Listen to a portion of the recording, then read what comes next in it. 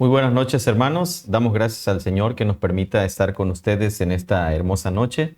Les saludamos desde las instalaciones de la Iglesia Nacional Presbiteriana de México, Monte de los Olivos, de Ciudad del Carmen, Campeche. Saludamos a todos los hermanos de nuestra iglesia, saludamos a los hermanos de las misiones también de la iglesia, Fuente de Vida, Gracia y Verdad, y los hermanos de Monte Sinaí. Saludamos también a los hermanos que nos acompañan de otros estados de la República Mexicana. Sean bienvenidos a esta transmisión y deseamos que la palabra del Señor traiga para ustedes fortaleza y guía en este día. Les invito a que oremos al Señor para ofrecer este tiempo de adoración. Oramos. Te damos gracias, bendito Padre, en este momento por este tiempo que nos das de poder alabar y glorificar tu nombre. Gracias, Señor, por la vida. Gracias, Señor, por tus bondades y misericordias. Gracias, Señor, por tus favores. Agradecemos, Padre, que estés con nosotros, que no nos abandones, Señor, ni un solo instante, y que tu mano, Padre, nos asista. Bendice nuestras vidas, bendice la vida de tu pueblo, la vida de tu iglesia, y que tu amor, Señor, esté con nosotros diariamente. Alabamos y glorificamos tu nombre, Señor, y rogamos, Padre, que tu Santo Espíritu siempre nos acompañe y siempre nos guíe, Señor, a hacer tu voluntad. En el nombre de Jesús te ofrecemos esta adoración. En Cristo Jesús oramos. Amén. Amén. Continuamos, hermanos, con nuestra adoración al Señor. Les invito a que cantemos juntos para la gloria del Señor.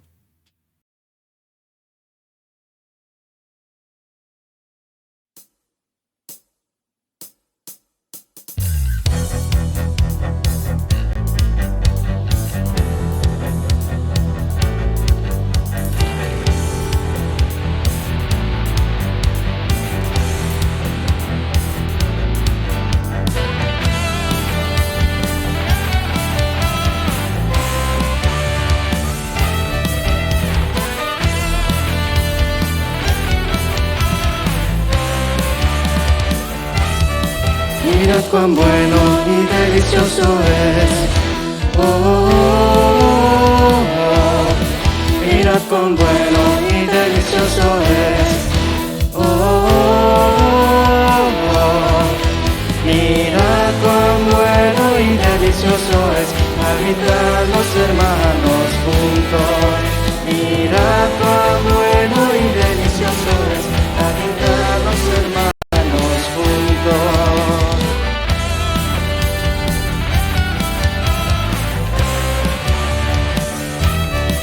Mira cuán bueno y delicioso es. Oh, mira cuán bueno y delicioso es. Oh, mira cuán bueno y delicioso es habitar los hermanos juntos. Mira cuán bueno y delicioso es habitar los hermanos juntos. En unidad, habitar en unidad. Oh, en unidad, habitar en unidad. Oh, en unidad, habitar en unidad. Oh, en unidad, habitar en unidad. Mira cuán bueno y delicioso es habitar los hermanos juntos. Mira cuán bueno y delicioso es habitar los hermanos juntos.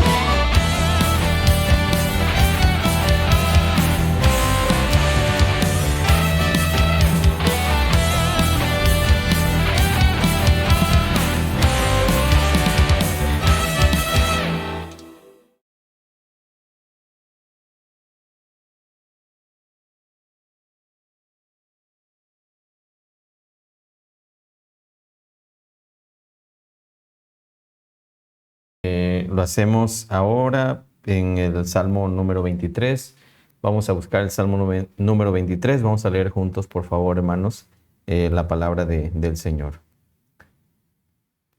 Dice la palabra de nuestro Dios: Jehová es mi pastor, nada me faltará. En lugar de delicados pastos me hará descansar. Junto a aguas de reposo me pastoreará, confortará mi alma, me guiará por sendas de justicia, por amor de su nombre. Aunque ande en valle de sombra de muerte, no temeré mal alguno, porque tú estarás conmigo. Tu vara y tu cayado me infundirán aliento. Aderezas mesa delante de mí en presencia de mis angustiadores. Unges mi cabeza con aceite, mi copa está rebosando. Ciertamente el bien y la misericordia me seguirán todos los días de mi vida, y en la casa de Jehová moraré por largos días. Palabra del Señor. Vamos a orar en este momento por los necesitados. Vamos a orar por todos aquellos hermanos que pasan por dificultades y adversidades. Seguimos orando por la salud de nuestra hermana Candy, por el restablecimiento de nuestro hermano Edgar y su familia, nuestro hermano José Esteban. También agradecemos a Dios porque Dios ha permitido mejoría, ¿verdad?, en la familia de nuestro hermano Carmelo.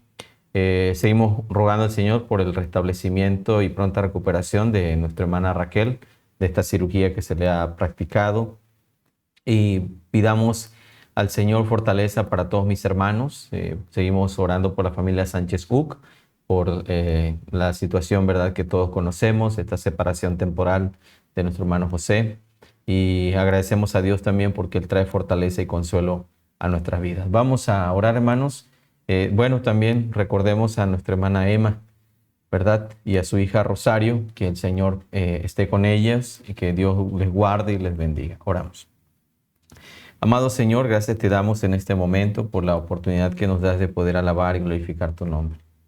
Gracias, Señor, por la vida. Gracias, Señor, por tus bondades. Gracias por tus fidelidades y bendiciones en cada uno de nosotros.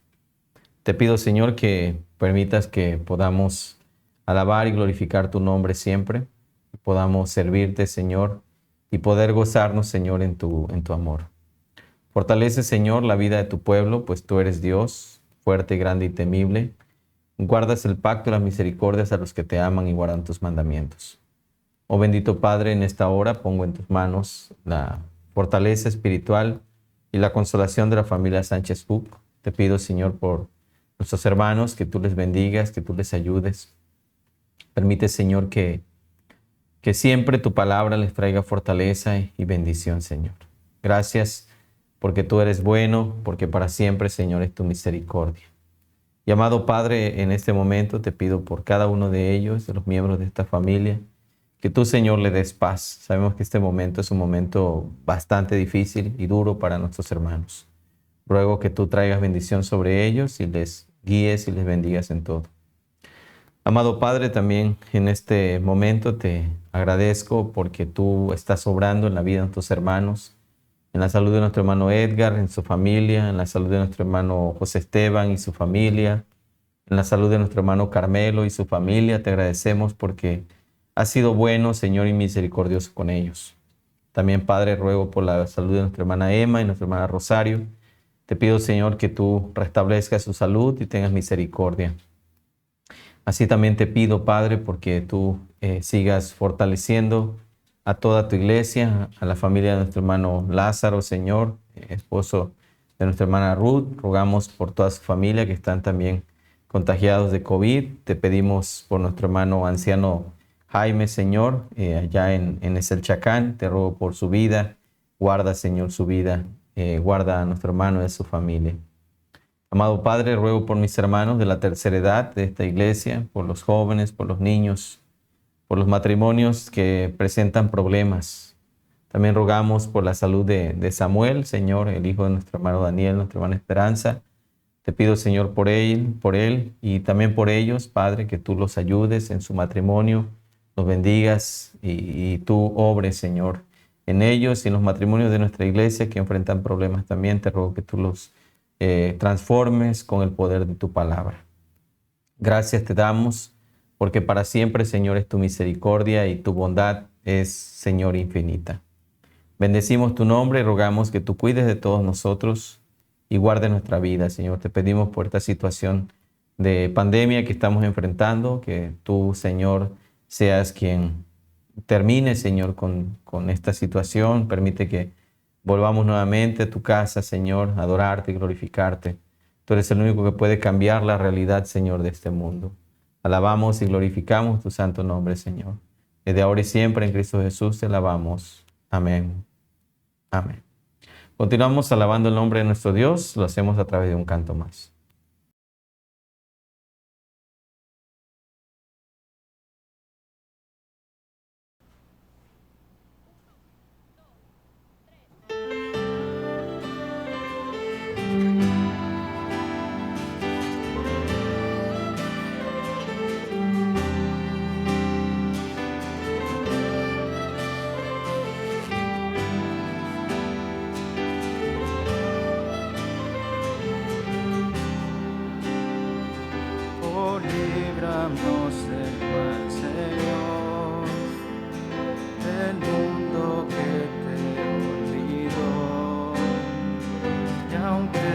nosotros hay maldad, nos muestras de tu bondad. Te busco Dios, soberano Dios y Rey. Contemplaré tu rostro, Dios, y tu gracia esperaré, y tu gracia esperaré. Oh, líbranos del mal, Señor, nos apartamos de tu amor. En valle de sombra y dolor, de tentación nos guardarás. Te busco Dios, Jesucristo Redentor. Contemplaré tu gran amor, tu promesa guardo, Dios, tu promesa guardo, Dios.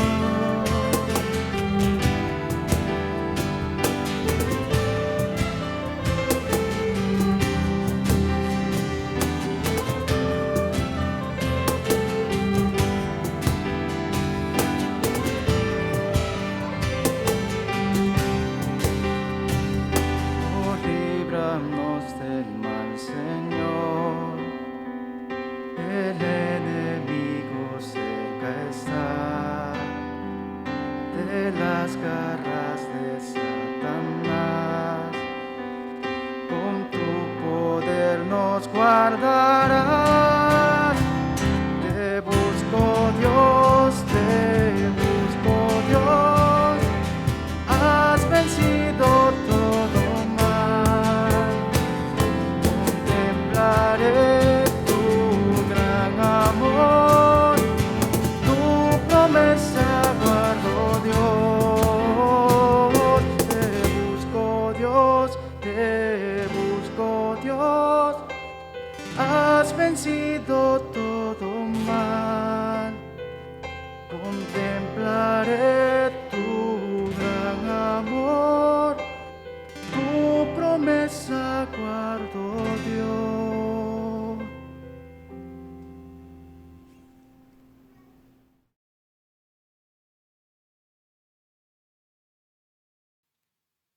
Buscamos en la palabra del Señor, lo hacemos en el Evangelio de Juan, el Evangelio que estamos estudiando. Juan capítulo 18, versículo 28 al versículo 40, dice la palabra del Señor de esta manera. Cuando llevaron a Jesús de casa de Caifás al pretorio, era de mañana, y ellos entraron en el pretorio para no en el pretorio para no contaminarse y así poder comer la Pascua. Entonces salió Pilato a ellos y les dijo: ¿qué acusación traéis contra este hombre? Respondieron y dijeron: si éste no fuera malhechor, no te lo habríamos entregado. Entonces les dijo Pilato: tomadle vosotros y juzgadle según vuestra ley. Y los judíos le dijeron: a nosotros nos está permitido dar muerte, no nos está permitido dar muerte a nadie, para que se cumpliese la palabra que Jesús había dicho, dando a entender de qué muerte iba a morir. Entonces Pilato volvió a entrar en el pretorio y llamó a Jesús y le dijo: ¿eres tú el rey de los judíos? Jesús le respondió: ¿dices tú esto por ti mismo o te lo ha dicho otros de mí? Pilato le respondió: ¿soy yo acaso judío? Tu nación y los principales sacerdotes te han entregado a mí. ¿Qué has hecho? Respondió Jesús: mi reino no es de este mundo. Si mi reino fuera de este mundo, mis servidores pelearían para que yo no fuera entregado a los judíos. Pero mi reino no es de aquí. Le dijo entonces Pilato: ¿luego eres tú rey? Respondió Jesús: tú dices que yo soy rey. Yo para esto he nacido, y para esto he venido al mundo, para dar testimonio a la verdad. Todo aquel que es de la verdad oye mi voz. Le dijo Pilato: ¿qué es la verdad? Y cuando hubo dicho esto, salió otra vez a los judíos y les dijo: yo no hallo en él ningún delito, pero vosotros tenéis la costumbre de que os suelte uno en la Pascua. ¿Queréis pues que os suelte el rey de los judíos? Entonces todos dieron voces de nuevo diciendo: no a este, sino a Barrabás. Y Barrabás era ladrón. Palabra del Señor. Vamos a orar, hermanos, para poder pedir la dirección del Señor y compartir su palabra en este momento. Oramos. Te agradecemos, Padre, en esta hora porque nos das esta oportunidad maravillosa de poder alabar y glorificar tu nombre. Gracias, Señor, porque nos permites estar delante de ti en esta hora y poder, Señor, llevar, Padre, tu palabra.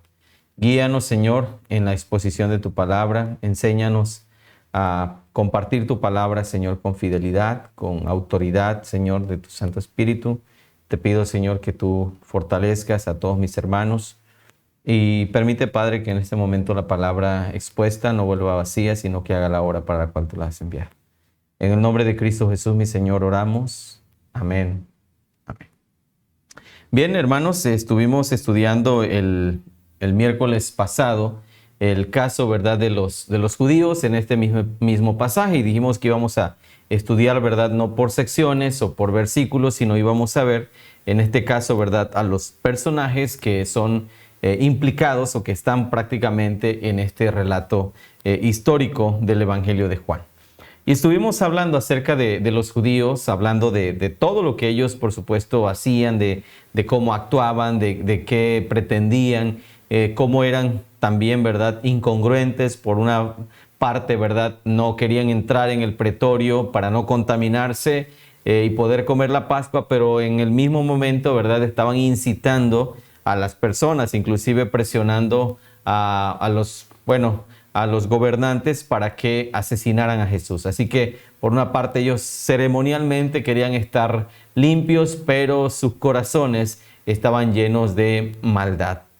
Y hoy nos toca observar, ¿verdad?, a alguien que aparece obviamente en esta escena. Y volvemos a la segunda personalidad de esta historia, que en este caso es Pilato.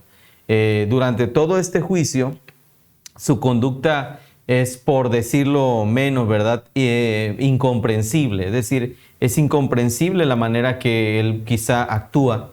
Pero si nosotros vemos un poco históricamente la situación de Pilato, podemos entender cuáles fueron las razones que lo llevan a tomar una posición, como dijimos hace un momento, pues incomprensible, ¿no? Y es suficientemente claro que no podía estarlo, que Pilato sabía que las acusaciones de los judíos contra el Señor Jesucristo pues eran una serie de mentiras, y que Jesús era totalmente inocente. Inclusive él mismo lo expresa cuando él sale a rendir prácticamente un informe, ¿verdad? Ahora, lo dejó a Pilato profundamente impresionado el Señor Jesús, y no quería obviamente condenarle a muerte, y sin embargo fue lo que él terminó haciendo, ¿no? Y bueno, en este caso, lo primero que vemos en el caso de Pilato es que él trata de sacudirse ese caso. Luego intentó dejar en libertad al Señor Jesús sobre la base de que él podía se solía soltar un preso para la Pascua. Y después vemos cómo Pilato trata de satisfacer el deseo de venganza de los judíos, mandando a azotar al Señor Jesucristo. Y bueno, por último, hace él también una apelación. Todas estas son las características que nosotros observamos en este pasaje de la actitud que tiene Pilato frente a este juicio injusto del Señor Jesucristo. Ahora, el caso es que él rehúsa en absoluto mantenerse firme y decirle a los judíos que no podía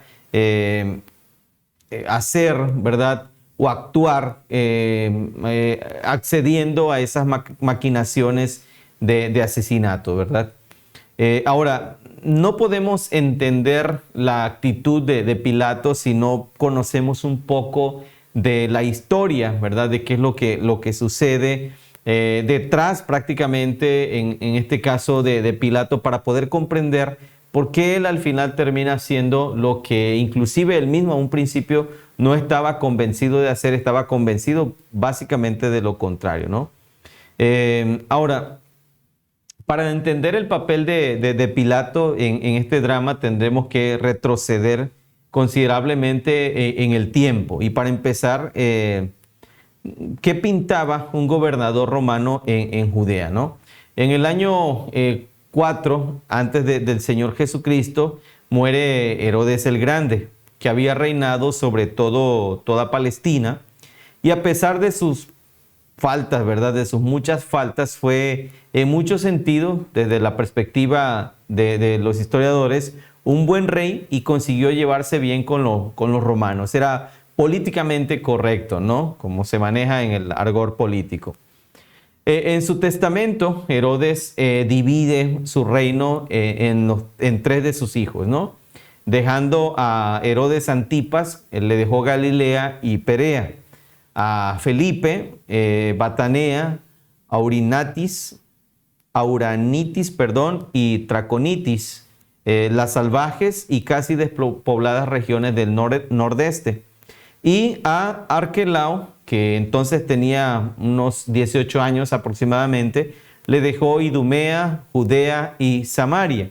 Y los romanos aprobaron y ratificaron esta división que hizo el llamado Herodes el Grande. Antipas y Felipe gobernaron de manera pacífica y, digámoslo así, lo hicieron bien. Pero Arquelao gobernó con tales extorsiones y tiranía también, que los mismos judíos van a pedir a Roma que pues lo destituyan, ¿no? Que lo quiten y que les manden otro gobernador.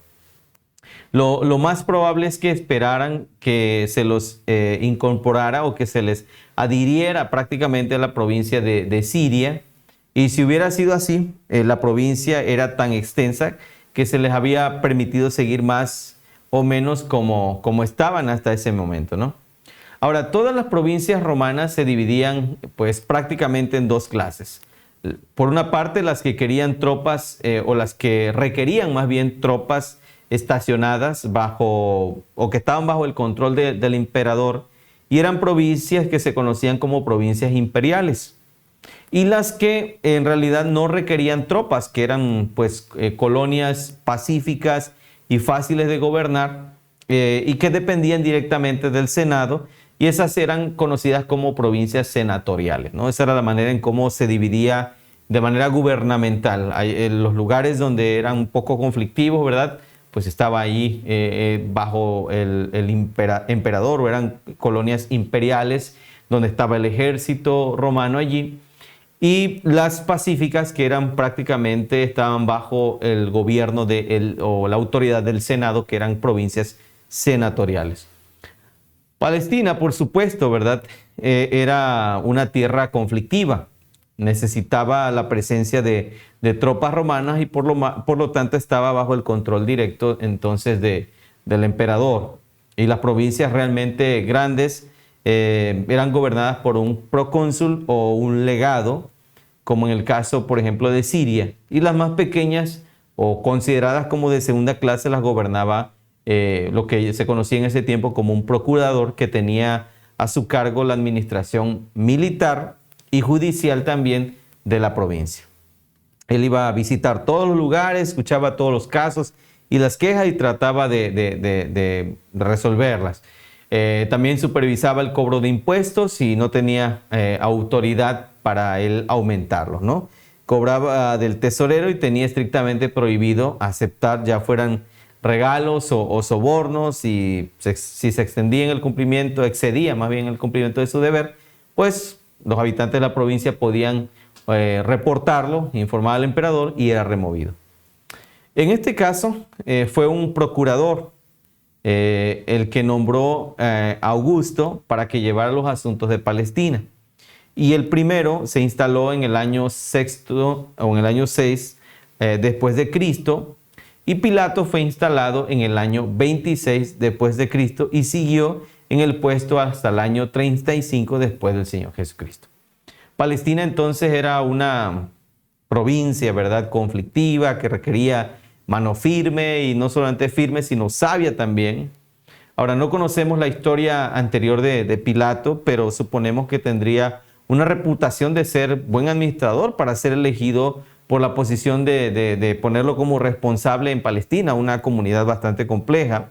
Y había que mantenerla, por supuesto, en orden, porque pues se veía obviamente a simple vista que era una situación que era de conflicto, y además que se consideraba como una especie de puente entre Egipto y Siria. Ahora, pero Pilato fue un fracaso como gobernador. Pareció empezar con un desprecio olímpico y total a la falta de empatía o simpatía más bien con los judíos. Y hay tres famosos o momentos infames o incidentes que van a marcar su carrera. El primero fue en su primera visita a Jerusalén. Esto por lo menos lo cuentan Filón y otros más como Eusebio y Josefo, ¿no? Jerusalén no era la capital de la provincia, sino era Cesarea, ¿no? Donde estaba la sede del gobierno y el cuartel general. Pero el procurador, pues obviamente viajaba a Jerusalén con frecuencia y se hospedaba en el palacio de Herodes, que estaba en la parte oeste de la ciudad. Cuando venía entonces a Jerusalén siempre traía un destacamento de soldados que traían sus banderas, en la parte alta de las cuales había un pequeño busto de metal del emperador de ese momento. Y al emperador, por supuesto, entre los romanos se le consideraba un dios. Eso para los judíos, por supuesto, era una gran afrenta. Así que aquel pequeño busto que venía en las banderas era la imagen, desde el punto de vista obviamente de los judíos, de un ídolo. Así que todos los gobernadores anteriores romanos, por respeto a los escrupulosos religiosos judíos, habían quitado esos bustos antes de entrar en Jerusalén, pero Pilato se negó a hacerlo, ¿no? Así que los judíos se lo piden insistentemente, pero Pilato se mantuvo firme en su negativa. No iba a ser indulgente con las supersticiones de los judíos, y se volvió a Cesarea, y los judíos le siguieron durante 5 años. Eran prácticamente insistentes en sus peticiones, ¿verdad? Y lo último, Pilato les dijo que los recibiría en el anfiteatro, los rodeó de soldados y les informó de que si no retiraban sus peticiones, los mataría inmediatamente. Los judíos obviamente descubrieron los cuellos e invitaron a soldados a matarlos, y ni aun Pilato podía masacrar a hombres indefensos. Entonces, este es el primer incidente que se da, y de ahí empezamos a ver esa parte de cómo comienza ese gobierno de Pilato, ¿verdad? Y su relación con los judíos.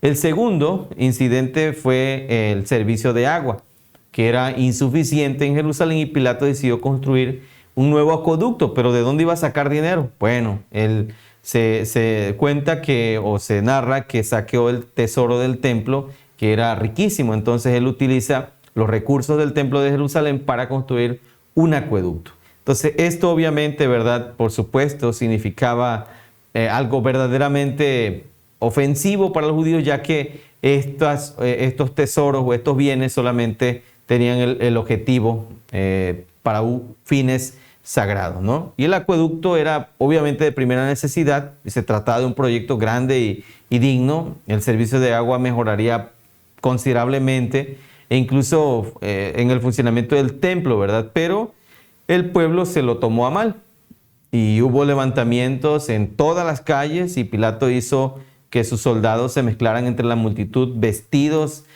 de paisanos, con armas escondidas, y a una señal convenida atacaron al gentío y se liaron a palos y a puñaladas con la gente, matando a unos cuantos, ¿verdad? Así que una vez más Pilato se pone en contra suya con el pueblo.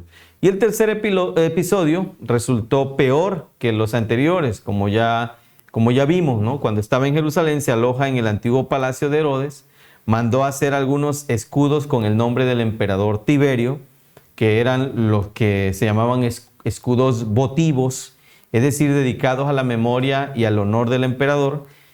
Y ahora bien, el emperador era considerado por los romanos también como un dios, así que ahí estaba el nombre de un Dios extraño, escrito y desplegado para que se dieran honores en la santa ciudad. Así que la gente se enfureció, los más nobles hasta sus más íntimos colaboradores judíos, y le pidieron a Pilato que quitara todo eso, pero él también se negó. Así que cuando nosotros vemos esta historia, por supuesto, ¿verdad? Está claro que Pilato actuó en el juicio de Jesús de una forma en la que él se sentía prácticamente presionado, porque pues en realidad los judíos pues estaban en contra de él e iban inclusive a reportarlo, así que no le convenía a él entrar en otro conflicto con los judíos. Está claro que él actúa en el juicio de Jesús de esta manera, ¿verdad? Los judíos prácticamente lo chantajearon para que crucificara al Señor Jesús. Le dijeron, tú no eres amigo del César si sueltas a este hombre, ¿no? Lo que equivalía a decirle, tu hoja de servicio no está limpia. Ya te hemos denunciado una vez y no nos haces caso, informaremos otra vez al emperador y te costará el puesto. Lo que vemos aquí, pues, obviamente es una cobardía de parte de Pilato en la que él no quiere enfrentar la justicia, sino por encima están sus propios intereses personales. Hemos visto esta historia de Pilato así, ¿verdad? De manera muy rápida. Ahora veamos su comportamiento en el proceso del Señor Jesucristo. Pilato no quería en parte condenar al Señor Jesús porque sabía que el Señor era inocente, pero se vio enredado en una maraña, por supuesto, ¿verdad? De su pasado con la presión de los judíos, el descrédito y también la ambición por el poder. Entonces, lo primero que observamos es que Pilato está tratando de echarle encima la responsabilidad a alguna otra persona.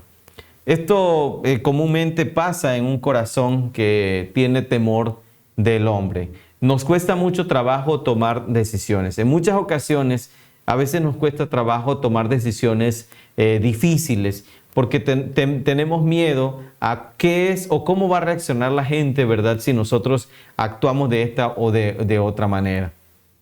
El temor al hombre nos lleva inclusive a traicionar el caminar de nuestra vida cristiana en el Evangelio. Por el temor al hombre terminamos a veces nosotros involucrándonos en prácticas o en acciones dominados obviamente, ¿verdad? Por el miedo o el temor a los hombres, sino por el temor a Dios. En el caso de Pilato sabemos que era alguien que no temía obviamente al Señor, pero si una persona no teme a Dios, entonces teme al hombre. Y cuando una persona teme al hombre, nosotros terminamos haciendo lo que los hombres quieren que nosotros hagamos por miedo obviamente a las consecuencias que esto pueda traer. Al mirar la vida de Pilato y mirar, por ejemplo, más adelante la vida del diácono Esteban, cuando él muere delante precisamente de aquellos que le estaban apedreando, sabemos que la respuesta de Esteban es una respuesta en la que él sabe cuáles son las consecuencias. Él sabe cuáles van a ser las repercusiones que va a tener anunciar y tomar la decisión de permanecer firme en el camino del Señor. Indudablemente la vida se trata de tomar decisiones en muchas ocasiones. Las decisiones que nosotros debemos tomar no son aquellas que convienen a nuestros intereses personales, sino aquellas que en realidad glorifican el nombre del Señor, a pesar de que las consecuencias que podamos sufrir de parte de los hombres sean dolorosas. Esto es muy importante, ¿no? Es muy importante para nosotros aprender a tomar decisiones que estén basadas en la palabra de Dios. Por supuesto, Pilato tenía más temor a los hombres que temor, por supuesto, al Señor o el comprometerse con hacer las cosas de manera correcta. Muchas veces nosotros tenemos temor, a veces en rechazar quizá alguna propuesta de corrupción, tal vez en el trabajo, tal vez, avalar alguna acto de corrupción o alguna mentira o algún pecado o alguna situación, y a veces lo hacemos porque tenemos miedo a las consecuencias que puedan venir. Decimos, es que si no apoyo a mi jefe o no apoyo a mi jefa en esto que está haciendo, pues ya no me va a privilegiar, no me va a dar los permisos, no me va a ascender, entonces yo tengo que ser leal en todo lo que él hace, aunque esté haciendo las cosas mal.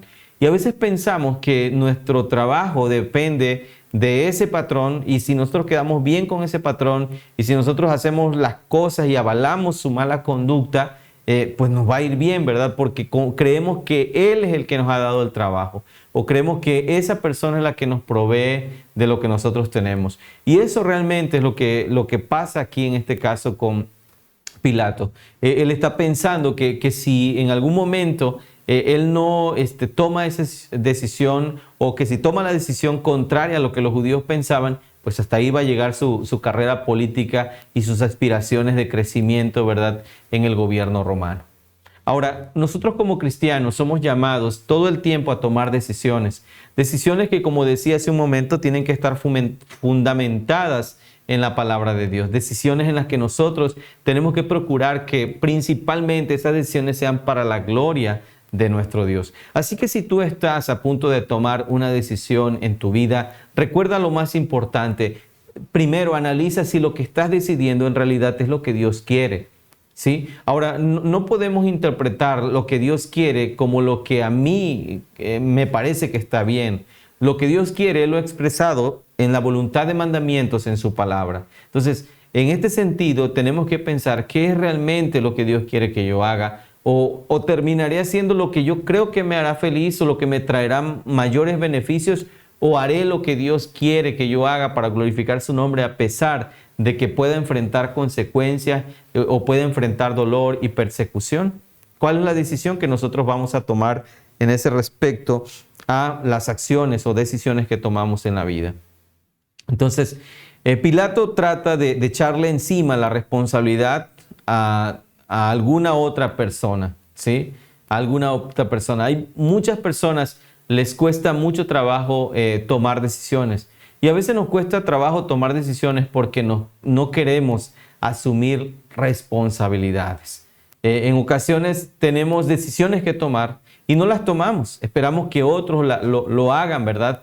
¿Por qué? Porque sabemos que si algo no sale bien o si las cosas no van bien, terminamos diciendo, bueno, es que al final tú lo decidiste, ¿no? Yo te dije que tú lo decidieras, ¿no? Y nos cuesta mucho trabajo a veces tomar decisiones precisamente porque no queremos asumir la responsabilidad de las decisiones que nosotros tomamos. Cuando vemos en la palabra de Dios el proyecto, el plan redentor del Señor, vemos que Dios es un Dios que toma decisiones, que asume responsabilidades, ¿verdad? En este caso sabemos que Dios, por supuesto, vemos su obra redentora. Él hace un plan y Cristo mismo, ¿verdad? Es la ofrenda, Cristo mismo es el sacerdote y Él asume esa responsabilidad de ir a la cruz, de llevar nuestro pecado, de cargar el Señor sobre Él nuestras transgresiones. Y el Señor asume esas consecuencias que eran para nosotros. Él las asume para darnos a nosotros salvación. Pilato pasó a tratar de encontrar la salida del embrollo en que se encontraba. Trató de salir de eso y propuso resolver la cuestión aplicándoles una costumbre que había en la Pascua. De esta manera él se libraría directamente o en este caso, ¿verdad? No tendría la responsabilidad de decidir sobre el Señor Jesucristo. Y en este caso no hay escape de una decisión personal con respecto al Señor Jesucristo, ¿verdad? Tenemos que decidir cada uno de nosotros, ¿verdad? ¿Qué es lo que nosotros vamos a hacer en nuestra relación con el Señor? O sea, las demás personas no son responsables de nuestra relación con el Señor. Nosotros tenemos que tomar responsabilidad de lo que nosotros hacemos en nuestra relación con el Señor. Pilato quería deshacerse de Jesús. Él quería no tener que decidir del Señor Jesucristo. Dice, háganlo ustedes, decidan ustedes. Miren, ustedes tienen por costumbre que les suelte un preso. ¿Quieren que les suelte a Jesús Nazareno, al rey de los judíos? Y la gente obviamente, ¿verdad? Pues lo habían llevado para que lo condenara. Pues obviamente ellos decidieron que el Señor, o más bien en su corazón estaba el deseo de que Jesús fuera clavado en una cruz. Entonces Pilato pasa a ver la manera de hacer una decisión final y manda que le dieran prácticamente una paliza al Señor Jesús, y sin duda pensaba que aquello iba a satisfacer o al menos reduciría esa virulencia de fervor o de hostilidad judía, ¿no? Pensó que así él evitaría dictar esa sentencia de crucifixión contra el Señor, pero esta vez lo que no se puede hacer con Jesús, ¿verdad?, sucede acá. Nadie puede llegar a un compromiso con el Señor Jesús.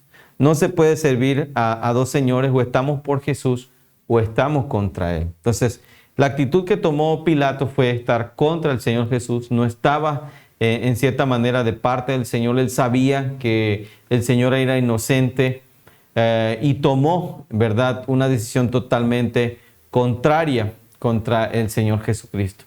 Nosotros como creyentes en el Señor también sabemos, ¿verdad?, conocemos el Evangelio y tenemos que tomar siempre esa decisión de permanecer en el Evangelio, de servir al Señor. Esa decisión desafiante como la que Josué también presenta delante del pueblo de Israel en Josué capítulo 24, el versículo 15.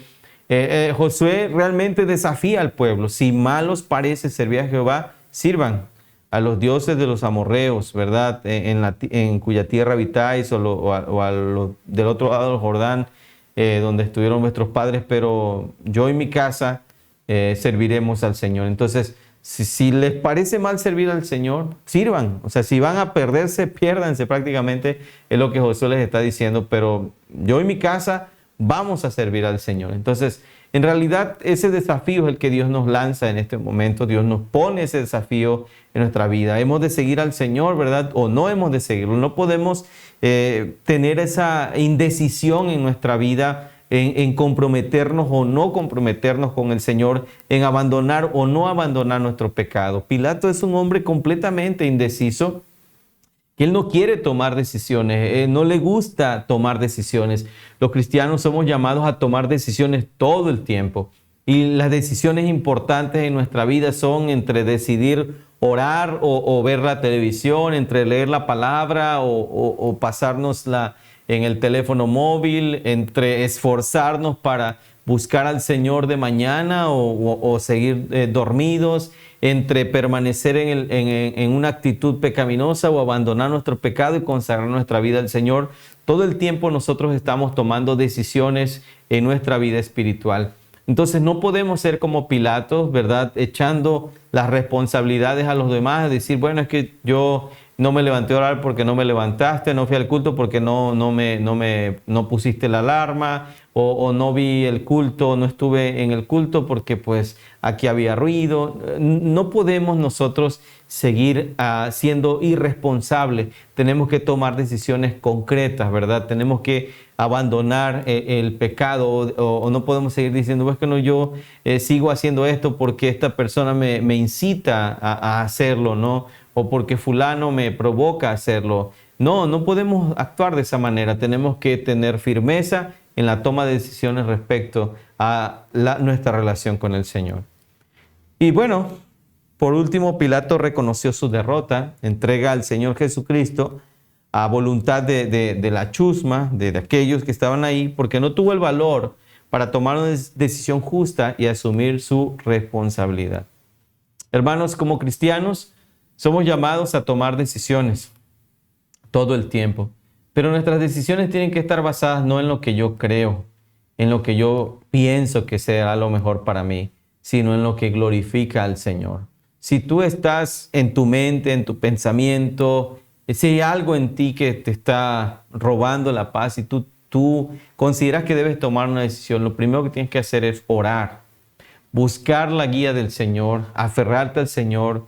No tomar decisiones con base en lo que la gente quiere o con base en el temor al hombre, sino considerar que las decisiones que debemos tomar deben tener en primer principio la gloria del Señor. Por ejemplo, si usted va a perdonar, no puede pensar en, bueno, es que ¿qué va a decir la gente si yo perdono a fulano? Me van a decir que soy tonto, o que soy tonta, o que soy cobarde, o que se burla de mí. Usted no tiene que pensar eso. Usted tiene que pensar que perdonar es un mandamiento de Dios y que glorifica al Señor cuando nosotros lo hacemos con la motivación de la gloria de Dios. Entonces, eso es tomar una decisión bíblica. Eso es tomar una decisión conforme a la palabra del Señor. Claro, asumiremos las consecuencias, obviamente, ¿verdad? De que perdonemos y tal vez aquel que hemos perdonado no se ha arrepentido, tal vez, no sé. Asumimos las consecuencias de absorber el dolor por el castigo del pecado que debería ser para el otro, pero lo absorbo yo porque cuando perdono estoy absorbiendo el dolor que le correspondía al otro que ha pecado contra el Señor. Pero tomar decisiones tiene que ver con realmente buscar la gloria de Dios en todo y no tener temor como lo tuvo Pilato, ¿verdad? De no hacer lo bueno porque es que iba a quedar mal, los judíos lo iban a reportar, le iban a quitar la chamba, ¿verdad? Entonces, hagamos el bien, sirvamos al Señor, vivamos en santidad, a pesar de que tengamos que tomar decisiones que a veces traigan consecuencias, ¿verdad? Delante de los hombres o de los hombres, pero bendiciones de parte del Señor. Que el Señor nos bendiga, hermanos. Amén.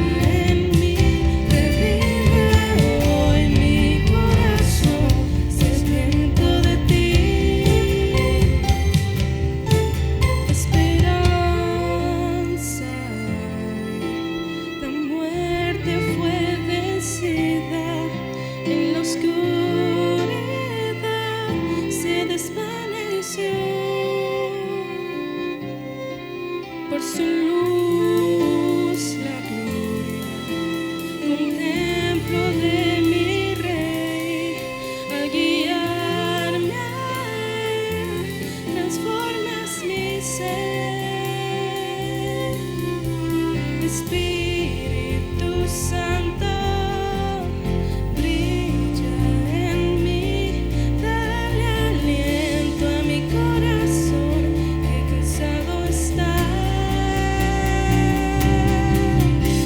Espíritu Santo, obra en mí, revive hoy mi corazón, sediento de ti.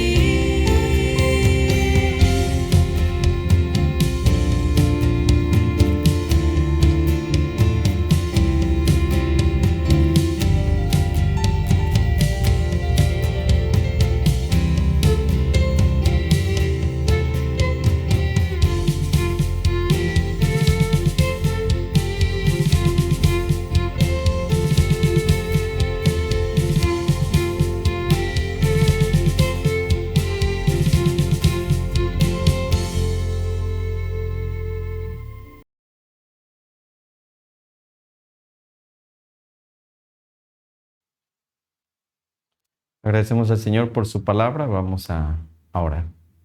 Te agradecemos, Padre, en este momento por tu palabra, porque siempre, Señor, nos enseñas. Enséñanos, Padre, a tomar decisiones correctas, fundamentadas en tu palabra, a no tener temor, Señor, de los hombres, sino tomar, Señor, la verdad, aferrarnos a tu palabra y confiar, Señor, en tu poder. Bendice la vida de tu pueblo. Seguimos rogando por la vida de Israel, el hijo de nuestra hermana Lidia, que tú sigas obrando en su cuerpo, también por Kiri, y te pedimos por Pepe, porque tú, Señor, tengas compasión de ellos y ellos vengan, Señor, al arrepentimiento en tu palabra. Te pedimos también por la vida de Aarón, que tú también permitas, Señor, que en su corazón haya una transformación verdadera de lo más profundo de su ser. Tú cambies, Señor, su corazón y lo traigas, Señor, siempre a tus pies. Y ahora, mis amados hermanos, que el amor de Dios nuestro Padre, la gracia de nuestro Señor Jesucristo y la guía de su Santo Espíritu sea con todos ustedes desde ahora y siempre en Cristo Jesús. Amén.